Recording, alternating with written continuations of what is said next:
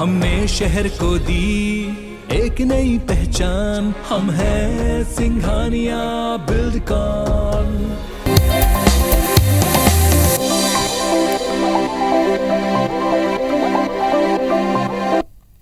तो मध्य प्रदेश में शिवराज सरकार की चौथी पारी के 2 साल पूरे हो गए हैं। कांग्रेस सरकार के गिरने के बाद 23 मार्च 2020 को ही शिवराज सिंह चौहान ने चौथी बार प्रदेश की सत्ता संभाली थी। 2 साल पूरे होने पर सीएम शिवराज सिंह चौहान का नया अवतार नजर आ रहा है।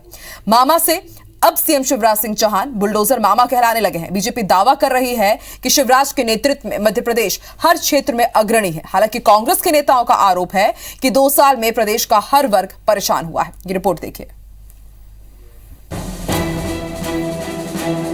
मैं शिवराज सिंह चौहान ईश्वर की शपथ लेता हूं कि मैं विधि द्वारा स्थापित भारत के संविधान के प्रति सच्ची श्रद्धा और निष्ठा रखूंगा। भारत माता की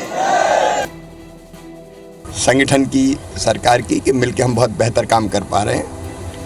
तो मैं प्रदेश अध्यक्ष जी, संगठन की टीम का भी आभारी हूं और प्रदेश की जनता के साथ मिलके प्रधानमंत्री जी ने जो संकल्प लिया है आत्मनिर्भर भारत, उसके लिए आत्मनिर्भर मध्य प्रदेश बनाने के काम में जुटे हैं।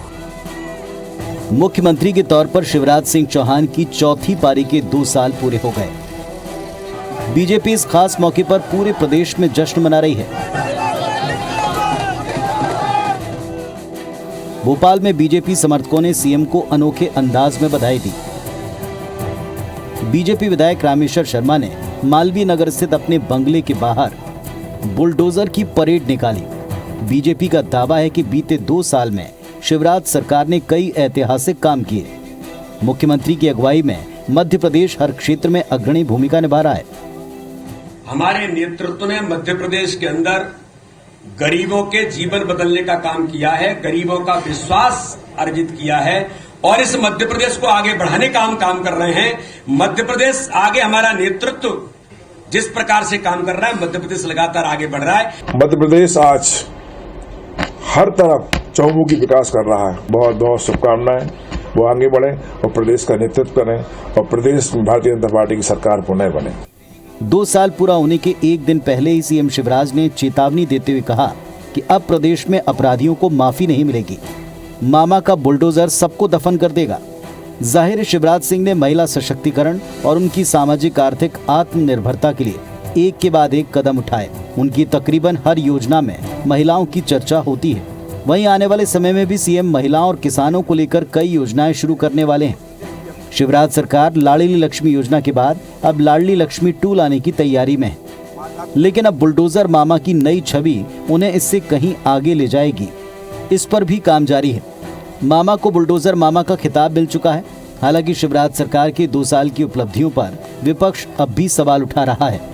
कांग्रेस नेताओं का सीधा आरोप है कि 2 साल में प्रदेश में हर वर्ग परेशान हुआ।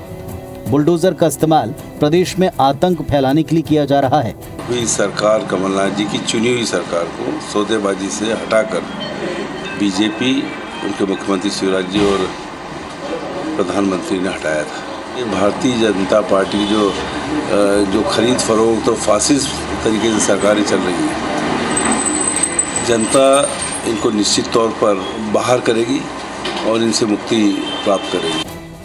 बहरहाल शिवराज सरकार के इस अहम पड़ाव को लेकर बीजेपी के पास उपलब्धियों की लंबी फहरिस्त है, तो वहीं कांग्रेस के पास आरोपों की झड़ी। इन सब के बीच मुख्यमंत्री का बुलडोजर मामा वाला अवतार चारों तरफ चर्चा में बना हुआ है।